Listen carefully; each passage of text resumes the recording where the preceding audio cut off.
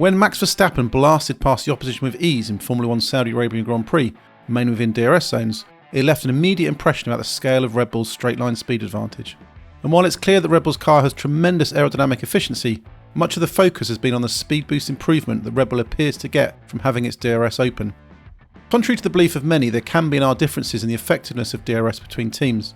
There is a mandated maximum gap of 85mm that can be opened between the main plane and upper flap, which is checked by the FIA, but its effectiveness can be tuned depending on each wing's overall design. But rather than there being some trick element to what Red Bull is up to, the answer to its advantage appears to boil down to something very simple: having a wing that was perfectly suited to the Jeddah circuit demands. As we know, teams create a suite of rear wing designs for the variety of tracks F1 visits throughout the course of the season.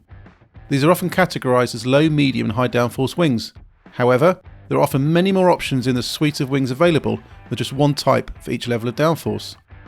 For many teams, the resource restrictions and cost cap have resulted in a reduction of the number of bespoke wing solutions when compared with the previous regulatory era. And, with a low downforce, high-speed venue like Saudi Arabia slotted into second place in the calendar, many teams didn't have a more bespoke option in their suite available just yet.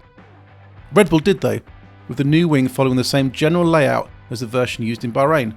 However, it had adaptations to the main plane, upper flap and end plate transitions in order to lower downforce and drag, whilst also shifting the DRS delta compared with the wing used in Bahrain.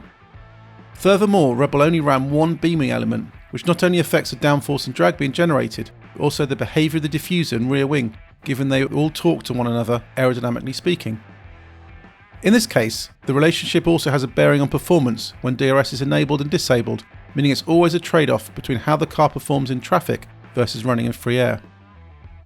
While Red Bull's new wing was perfectly suited to the high-speed demands of Saudi Arabia, its main rivals were all using modified versions of what they had run in Bahrain, arguably more of a compromise compared to a new wing like Red Bull's. The main area of change at Mercedes, for example, was a trimmed upper flap. While this would have provided a straight-line speed boost when DRS was disabled, owing to it producing less downforce and drag, it was unlikely to have offered any additional performance when DRS was open compared with the standard flap.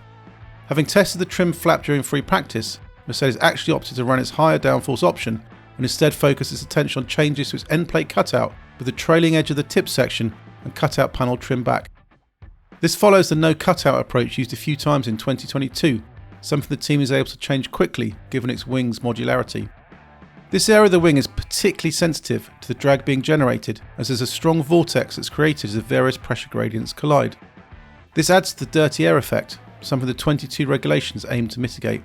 However, it's still an aerodynamic conundrum to solve, and one the teams all have varying solutions for, given they now have less tools at their disposal. Ultimately, there doesn't appear to be a big secret hidden away with Red Bull's DRS that the other teams haven't caught onto.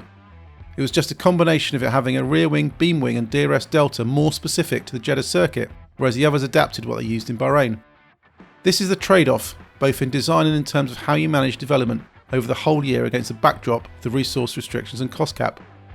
Others should find more performance, relatively speaking, elsewhere throughout the course of the season, as they will have wings better suited for other venues. That said, it's clear that overall the RB19 is head and shoulders above the rest anyway, and this comes down to all of its design features working perfectly together. Whether any of the other teams can outdesign Red Bull over the coming season, we'll have to wait and see.